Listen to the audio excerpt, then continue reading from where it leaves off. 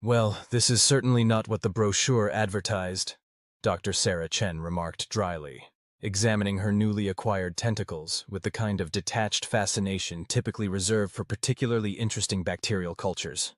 I believe the technical term for this situation is cosmic bait and switch, responded James Martinez, who was currently floating 3 feet off the ground, his newly translucent body casting prismatic patterns on the alien soil below. The relocation program had seemed straightforward enough. Earth was becoming increasingly uninhabitable, and humanity had been offered sanctuary on a pristine exoplanet by a coalition of advanced alien species. The catch, because there's always a catch when dealing with hyper-evolved beings who view humans the way humans view particularly precocious toddlers, was that they hadn't mentioned the adaptation process. Sarah flexed one of her 12 tentacles, watching as it shifted through various shades of blue. You know, I spent 15 years earning my PhD in xenobiology, and not once did any of my professors mention the possibility of becoming the subject of my own studies. Around them, the other members of the first colonist wave were experiencing their own transformations. Dr. William Chang, formerly a quantum physicist, had developed a crystalline exoskeleton that hummed with mathematical equations. Maria Patel, who had been a master gardener on Earth, now appeared to be partially photosynthetic, her skin taking on a shimmer that seemed to drink in the light of the planet's twin suns. I suppose this explains why the Galactic Council insisted on those extensive psychological evaluations, James mused, attempting to control his altitude with limited success. They weren't just testing our ability to adapt to a new planet. They were testing our ability to adapt to becoming entirely new species. The transformation had begun shortly after they'd stepped through the quantum gateway onto their new homeworld. At first, they'd attributed the tingling sensation to the effects of interdimensional travel. By the time they realized what was actually happening, it was too late to do anything but watch in fascination as their bodies restructured themselves according to some incomprehensible alien algorithm. Sarah began taking notes on her tablet, which had thankfully remained unchanged. From a purely scientific perspective, this is fascinating. They've somehow managed to rewrite our genetic code in real time while maintaining our consciousness and cognitive functions. The implications for evolutionary biology are staggering. Leave it to a scientist to get excited about being turned into a cephalopod, James quipped, finally managing to anchor himself to the ground by generating what appeared to be localized gravitational fields. Though I have to admit, being able to manipulate fundamental forces is pretty cool. A holographic message flickered to life in the center of their gathering, displaying the serene face of Ambassador Thraxel, their primary contact with the Galactic Council. The ambassador's 17 eyes blinked in what they had learned was an expression of amusement. Greetings, valued colonists. We trust you are adjusting well to your optimized forms. These adaptations have been specifically tailored to allow you to thrive in your new environment while maintaining the essential qualities that make you human. Excuse me, interrupted Dr. Chang, his crystalline form refracting light in complex patterns that seemed to correspond to his emotional state. But I believe there may have been a slight oversight in the disclosure process regarding these optimizations. The ambassador's expression shifted to what might have been the alien equivalent of a smile. Ah yes, we have found that humans tend to overthink things when given too much advance information. Our studies showed a 73.4% lower acceptance rate when colonists were informed of the adaptation process beforehand. Rest assured, all changes are both permanent and beneficial. Maria Patel, who had been quietly experimenting with her ability to photosynthesize, spoke up. You know, this actually makes a twisted kind of sense. Earth's history is full of species adapting to new environments through evolution. We're just doing it on an accelerated timeline. With considerably more tentacles, Sarah added helpfully. The ambassador continued. We have assigned each of you forms that complement your existing skills and personalities. Dr. Chen, your natural curiosity and adaptability are reflected in your new polymorphic form. Mr. Martinez, your tendency to think outside conventional boundaries is now literally expressed through your ability to manipulate spatial relationships. James attempted to bow in appreciation, but ended up doing an unintentional backflip. Thank you, I think. As the initial shock wore off, the colonists began to explore their new abilities. Dr. Chang discovered he could solve complex equations by simply running them through his crystalline matrix. Maria found she could accelerate plant growth through direct energy transfer. Sarah's tentacles proved to be extraordinarily useful for manipulating laboratory equipment, though she did have to redesign her workstation to accommodate her new appendages. You know what the really ironic part is? James said, finally achieving stable hoverwalking. Humans spent centuries imagining what aliens would look like, and now we're the ones who look like science fiction characters. The transformation of the first wave of colonists became a subject of intense interest back on Earth. The news that relocating to the new planet meant becoming a new species did little to discourage subsequent waves of volunteers. If anything, it increased interest in the program. Apparently the waiting list has tripled, Sarah reported, reading updates from Earth on her tablet while simultaneously organizing her lab with her tentacles. People are specifically requesting certain types of transformations. The Galactic Council is having to explain that they don't take special requests. Of course, humans would turn this into a fashion statement, James laughed, now comfortable enough with his abilities to create small gravitational sculptures in the air. I give it 6 months before someone starts a social media channel dedicated to new species fashion tips. As the weeks passed, the colonists discovered that their new forms were more than just physical changes. They found themselves perceiving the world in fundamentally different ways. Dr. Chang began to understand quantum mechanics not just mathematically, but intuitively, as his crystalline brain processed information in multiple dimensions simultaneously. Maria developed a profound connection to the planet's ecosystem, sensing the complex web of life in ways that transcended traditional human perception. Sarah found herself particularly fascinated by the way their human consciousness had adapted to such radical physical changes. It's remarkable how quickly we've accepted our new forms, she observed, using one tentacle to adjust a microscope while another took notes. The brain's plasticity is truly extraordinary. I think it helps that we can still recognize each other as ourselves, James replied. Having mastered the art of creating small gravitational fields that acted as chairs, we may look different, but our personalities, our memories, our essential selves remained intact. The ambassador made regular visits to check on their progress, each time seeming more pleased with the results. During one such visit, Sarah finally asked the question that had been on everyone's mind. Why did you choose to transform us rather than simply terraform the planet to suit our original forms? Exthraxel's eyes arranged themselves in what they had learned was a pattern indicating deep thought. Consider the impact your species had on Earth. You constantly attempted to reshape your environment to suit your needs, often with devastating consequences. We believed it would be more beneficial, both for you and for this world, if you were adapted to live in harmony with it instead. So instead of changing the planet to suit us, you changed us to suit the planet, James mused. There's a certain elegance to that solution. Precisely, the ambassador confirmed, and you have proven remarkably adaptable. Many species we've relocated required centuries to fully embrace their new forms. Humans have done so in months. Maria, who had been quiet during this exchange, suddenly lit up. Literally, her photosynthetic skin glowing with excitement. We're still terraforming in a way. We're just terraforming ourselves instead of the planet. The ambassador's eyes rearranged themselves in what they now recognized as their species' equivalent of laughter. An astute observation. Your capacity to reframe challenges into opportunities is one of your species' most remarkable traits. As the first anniversary of their transformation approached, the colonists organized a celebration. The event was broadcast back to Earth, where it was watched by millions of potential future colonists. The sight of Dr. Chang's crystalline form creating spectacular light displays, Maria's ability to grow instant gardens of alien flowers, and Sarah's graceful tentacle-aided acrobatics sparked a new wave of applications to the program. James, hovering above the celebration, created a series of miniature gravitational fields that simulated the fireworks they could no longer safely use in their new atmosphere. You know what's funny? He called down to Sarah. A year ago, if someone had told me I'd be celebrating becoming an alien species, I would have thought they were crazy. And now? Sarah asked, using her tentacles to arrange refreshments while simultaneously taking readings of the planet's atmospheric composition. Now I can't imagine going back to being regular old human James Martinez, though I do occasionally miss having feet that actually touch the ground. The celebration was interrupted by an urgent message from Earth. A massive solar flare had accelerated the planet's deterioration. The timeline for evacuation had been moved up significantly. The next wave of colonists would be arriving within weeks rather than months. Well, Sarah said, her tentacles shifting through concerned shades of purple. I suppose it's time for us to become the welcoming committee.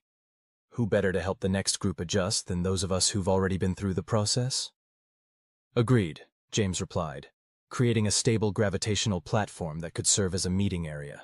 Though we might want to warn them about the tentacle situation, and the floating, and the crystal growing, and the photosynthesis. Maria, who had been experimenting with growing Earth plants adapted to their new world, looked up from her work. Or we could just let them be surprised like we were. After all, it's become something of a tradition now. Dr. Chang's crystalline form hummed with amusement. I believe the human phrase is misery loves company, though in this case perhaps transformation loves company would be more appropriate. As they prepared for the arrival of the next wave of colonists, Sarah found herself reflecting on their journey. You know, for all the shock and adjustment, this might be the most human thing we've ever done. How do you figure that? James asked, absently creating a zero-gravity zone to store supplies. Throughout history, humans have always adapted to new environments. We've modified our behavior, our tools, our societies to survive and thrive in every corner of Earth. This is just the next step in that journey. We're still human. We're just human plus. The ambassador, who had been quietly observing their conversation, stepped forward. That is precisely why your species was chosen for this world. Your ability to adapt, to embrace change while maintaining your essential nature, made you ideal candidates. Other species we've relocated have either rejected their new forms or lost themselves in the transformation. Humans, somehow, manage to remain fundamentally human even when they're no longer technically human at all. As the twin suns set on their new world, casting prismatic reflections off Dr. Chang's crystalline form, through James's translucent body, and across Sarah's iridescent tentacles, the colonists felt a deep sense of satisfaction. They had not just survived their transformation, they had embraced it, improved upon it, and made it uniquely their own. Maria, her photosynthetic skin glowing softly in the twilight, summed it up best. Maybe this is what humanity was always meant to be, not confined by our original form, but free to become whatever we need to be while keeping what matters most, our curiosity, our adaptability, and our terrible sense of humor. Speaking of humor, James added, floating upside down just because he could. Do you think the next group will appreciate my special transformation orientation presentation? I've been working on my tentacle jokes. Sarah groaned, all 12 of her tentacles face-palming simultaneously. And that, ladies and gentlemen, is how we prove that no matter what we look like on the outside, humans never really change on the inside. As they laughed together under alien stars, their various new forms reflecting the light in ways no original human body could, they realized they had discovered something profound. Humanity's greatest strength wasn't in maintaining their original form, but in their ability to remain themselves even as they became something entirely new. The next wave of colonists would arrive soon, and with them would come new transformations, new adaptations, and new possibilities. But for now, the first wave of human pioneers, in all their tentacled, crystalline, photosynthetic, gravity-defying glory, had proven that humanity's future might look very different from its past, but its essence would remain unchanged. After all, as Sarah liked to point out in her research notes, what could be more human than taking something completely unprecedented and making it feel like home? I believe the traditional Earth phrase for this situation would be, well, that escalated quickly.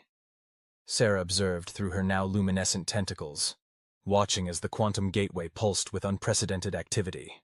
The accelerated evacuation of Earth had turned their carefully planned colonization program into something resembling an interstellar refugee crisis. The massive solar flare had triggered a cascade of environmental changes that made Earth's deterioration no longer a future threat, but an immediate emergency. James hovered anxiously near the gateway's control center, his translucent form rippling with concern. We're about to receive 5,000 colonists at once. Our previous record was 50. Anyone else feeling slightly underprepared? Dr. Chang's crystalline form hummed with complex calculations. Based on my projections, we have sufficient resources to handle the influx, but the transformation process may prove interesting at this scale. Interesting in the ancient Chinese curse sense of the word, I assume? Maria asked, her photosynthetic skin flickering with nervous energy as she worked to expand the agricultural zones at an unprecedented rate. The gateway suddenly flared to life, and the first wave of emergency evacuees began pouring through. The scene that followed would have been chaos even without the immediate onset of thousands of simultaneous transformations. Sarah had thought she was prepared for anything after her own experience, but watching 5,000 people transform at once was something else entirely.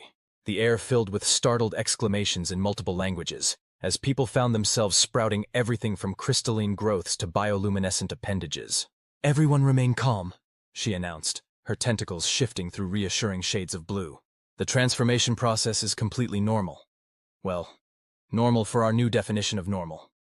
James created a network of stable gravitational fields to catch those whose transformations left them suddenly airborne. Pro tip: if you find yourself floating, don't panic. Gravity is more of a suggestion now for some of us. The Galactic Council had apparently adapted their transformation protocols for mass implementation. Instead of the somewhat random assignments the first wave had received, the new arrivals were being transformed in clearly organized categories based on their skills and Earth's various ecosystems. Former marine biologists developed gill-like structures and webbed appendages. Agricultural experts like Maria gained photosynthetic capabilities. Engineers and physicists joined Dr. Chang in crystalline forms that interfaced directly with technology.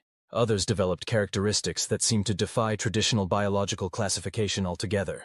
Is anyone else noting the irony? James commented while helping a group of former pilots adjust to their new ability to manipulate air currents. That it took becoming aliens for humanity to finally get its act together regarding climate change? Ambassador X Thraxel materialized in the midst of the controlled chaos, their 17 eyes rapidly processing the scene. Your species continues to exceed expectations. The adaptation rate among the new arrivals is 47% faster than projected. Sarah, who had been coordinating medical response teams, all sporting various configurations of tentacles optimized for emergency care, paused her work. I have a theory about that. Human psychology, our ability to adapt, is directly proportional to the necessity of that adaptation. With Earth's situation deteriorating, these people are embracing the change because they literally can't afford not to. The ambassador's eyes rearranged themselves in what the first-wave colonists now recognized as their equivalent of raised eyebrows. An astute observation. We had not factored human crisis response capabilities into our calculations. Dr. Chang's crystalline form pulsed with new data. I'm detecting a 98.7% acceptance rate among the new arrivals. Even accounting for the emergency circumstances, that's unprecedented. Of course it is, Maria said, taking a break from speed growing enough alien fruit trees to feed the sudden population boom. We're human. Adapting to impossible situations is practically our species' hobby at this point. The transformation of 5,000 people simultaneously had created some unique situations. A group of former Olympic swimmers had developed iridescent scales, and were already organizing diving expeditions to explore the planet's vast oceans.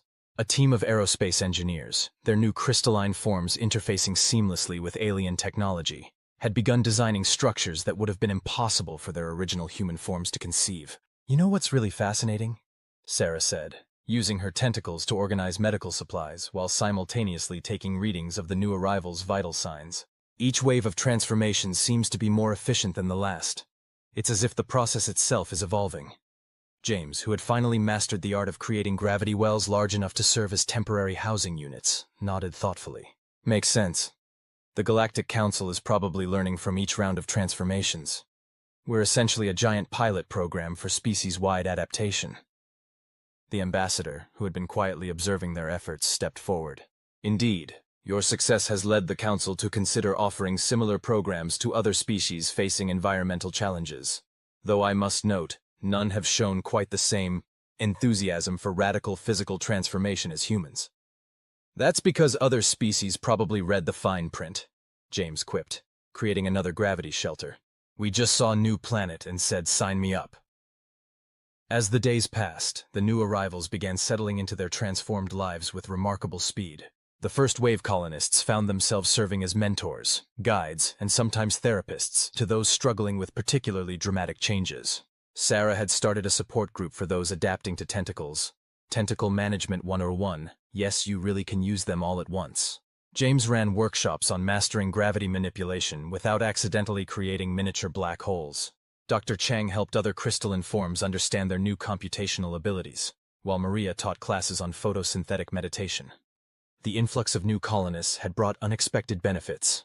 The diversity of their transformed forms meant they could adapt to nearly every environment their new world offered. Former deep-sea researchers, now equipped with bioluminescent bodies and pressure-resistant forms, established the first permanent settlements in the planet's abyssal trenches. Engineers with crystalline bodies that could withstand extreme temperatures began exploring volcanic regions for geothermal energy sources. We're not just surviving here anymore, Sarah observed during a meeting of the colony's newly formed Science Council. We're thriving in ways we never could have as standard humans. The ambassador, who had become a regular presence in the colony, seemed particularly pleased by this development. Your species has taken what was meant to be a survival measure and turned it into an opportunity for expansion and growth. This is precisely why the Council chose humanity for this program. Though I suspect, James added, creating a zero-gravity space for their meeting table, you didn't expect us to adapt quite so enthusiastically. Or so creatively, Maria agreed, gesturing to where a group of photosynthetic colonists had created a living light show by synchronizing their bioluminescent patterns. I'm pretty sure Alien Rave wasn't in the Council's original project proposal. The success of the emergency evacuation led to an acceleration of the entire program. As Earth's situation continued to deteriorate, more and more humans volunteered for transformation and relocation. The Galactic Council, impressed by humanity's adaptability, began offering additional planets for colonization, each requiring its own unique set of adaptations.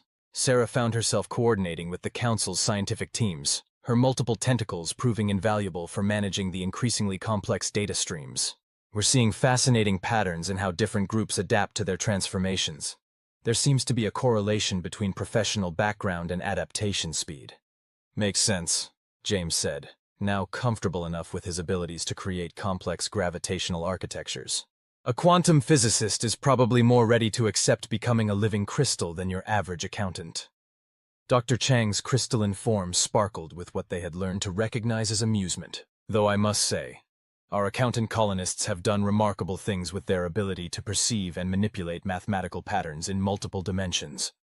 The transformation program had sparked a renaissance in human achievement. Free from the limitations of their original biology, colonists were making breakthroughs in science, technology, and the arts that would have been impossible before.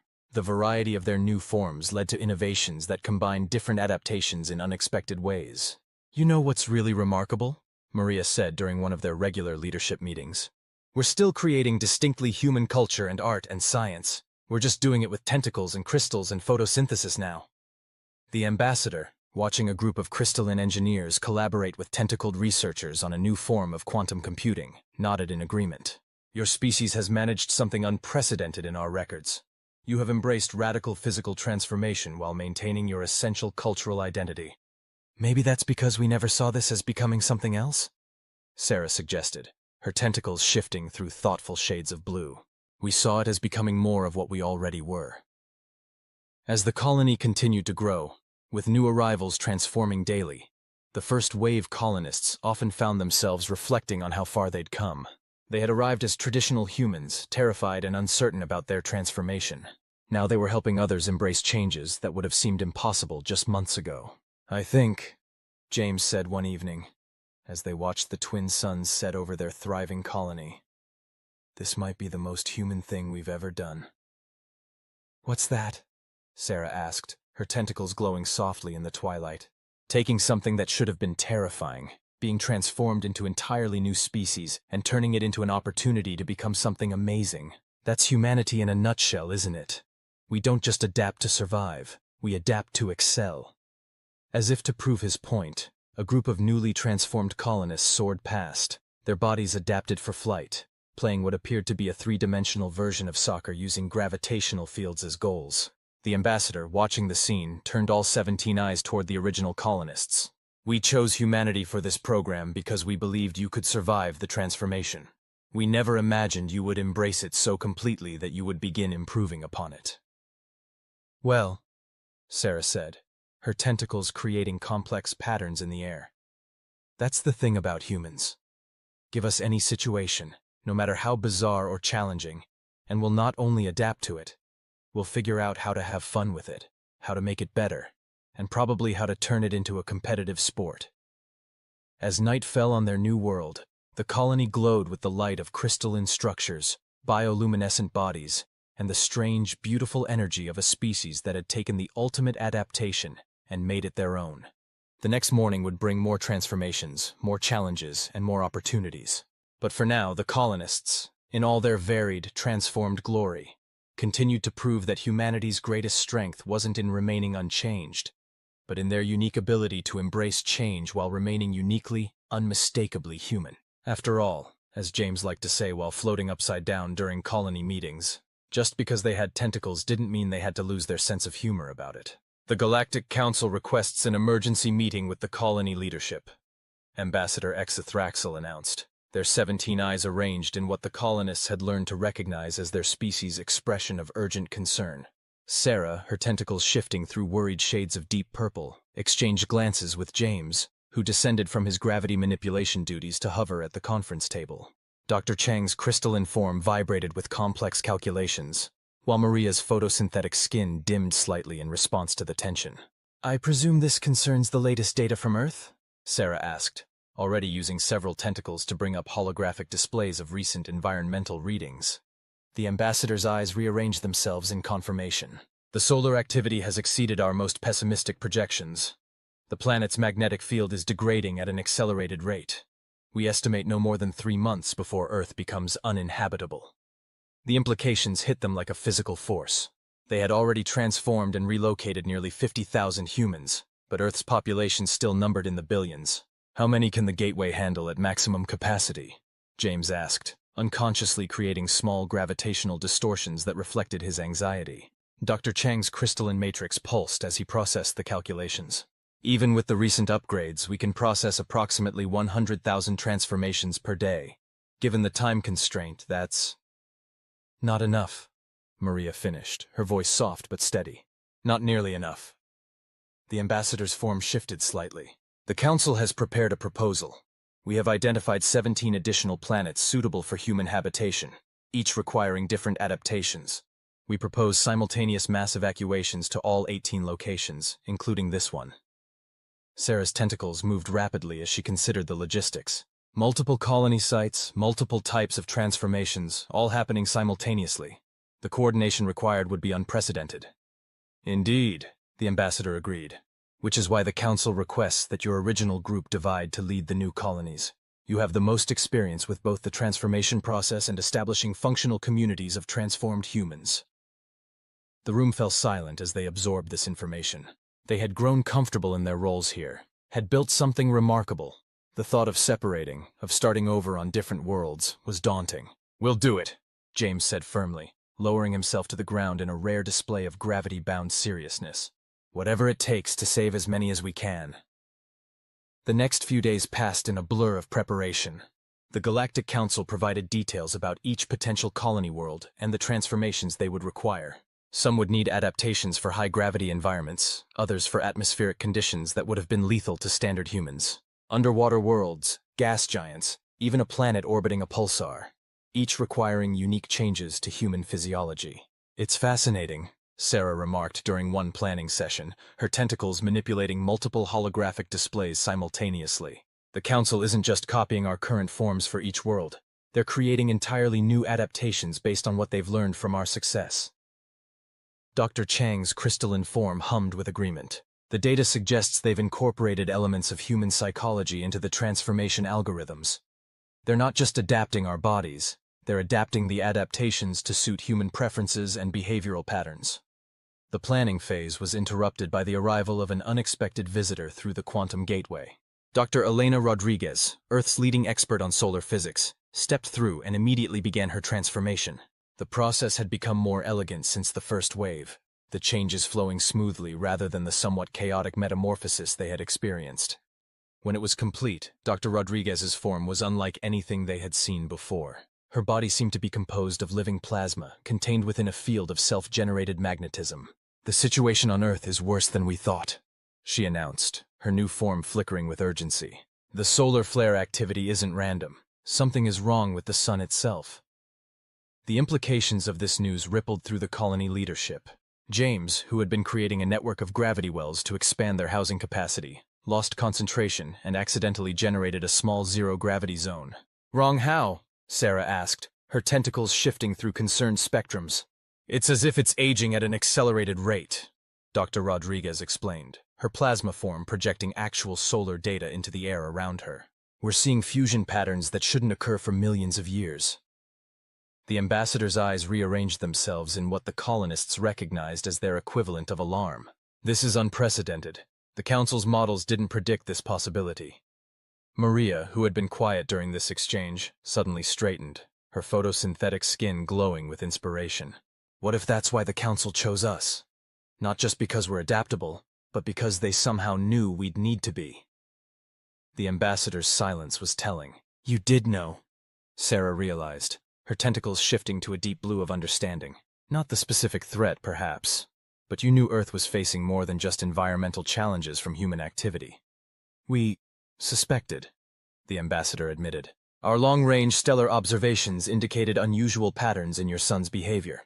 We didn't know for certain, but we began preparing for the possibility of necessary evacuation. By teaching us to adapt to radical transformation, James concluded. So when the time came for emergency evacuation, we'd be ready to help others do the same. The revelation added new urgency to their mission. The 18 colony worlds wouldn't just be refuges. They would be the only remnants of humanity once Earth became uninhabitable. The next week saw the original colonists preparing for their new roles. Sarah would remain to oversee their current colony, while James would lead the establishment of a settlement on a high-gravity world where his expertise in gravitational manipulation would be crucial. Dr. Cheng would oversee a colony on a crystalline planet where the entire ecosystem was silicon-based. Maria would lead a group to a world where the line between plant and animal life had never evolved, requiring complex biosynthetic adaptations. It feels strange, James admitted during their last meeting together. We've gotten so used to our current forms, and now we'll need to transform again for our new homes. Think of it as another step in human evolution, Sarah suggested, her tentacles creating soothing patterns in the air.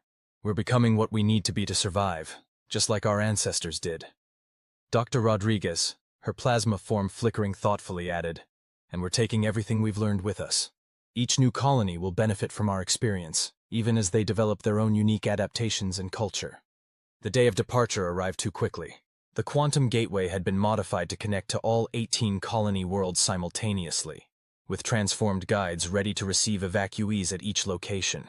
The original colonists gathered for one last moment together before separating to their assigned worlds. Remember, Sarah said, her tentacles glowing with emotion, no matter what forms we take, no matter how far apart our colonies may be, we're still human. We're still us. Just with more tentacles, James quipped, creating a small gravitational eddy that ruffled Sarah's appendages playfully. Or crystals, or plasma, or whatever comes next. Dr. Cheng's crystalline form sparkled with what they had come to recognize as laughter. Perhaps that's humanity's true form. Not any particular physical configuration, but the ability to remain ourselves no matter how we change. Maria's photosynthetic skin pulsed with agreeing light, and the ability to make terrible jokes about it afterward. As they prepared to depart for their respective colonies, Ambassador X Thraxel addressed them one final time. When we first proposed this program, many on the Council doubted that any species could maintain its cultural cohesion through such dramatic physical changes. You have proven that humanity's greatest strength lies not in your original form, but in your ability to carry your essential nature through any transformation. The quantum gateway hummed to life, 18 distinct portals shimmering with different energies. Each would lead to a new world, a new set of challenges, and new forms of human adaptation. But as the original colonists prepared to step through to their assigned destinations, they felt not fear but anticipation. They had learned that being human wasn't about having 2 legs or 2 arms or even staying on the ground. It was about facing the unknown with courage, adaptability, and preferably a sense of humor. Whether they had tentacles or crystals, whether they photosynthesized or manipulated gravity, they remained undeniably, unshakably human. As Sarah watched her friends step through their respective portals, each preparing to undergo yet another transformation to lead their new colonies, she felt a profound sense of pride. Humanity hadn't just survived the need to change. They had embraced it, improved upon it, and turned it into something uniquely their own. Ready for the next chapter? She asked her tentacles, which shifted through determined shades of blue in response. After all, as they had learned, adaptation wasn't just about survival. It was about taking whatever life threw at you and making it work, preferably while making questionable jokes about it. And in that respect, at least, humanity hadn't changed at all. They were still themselves, just with more options for appendages. The end.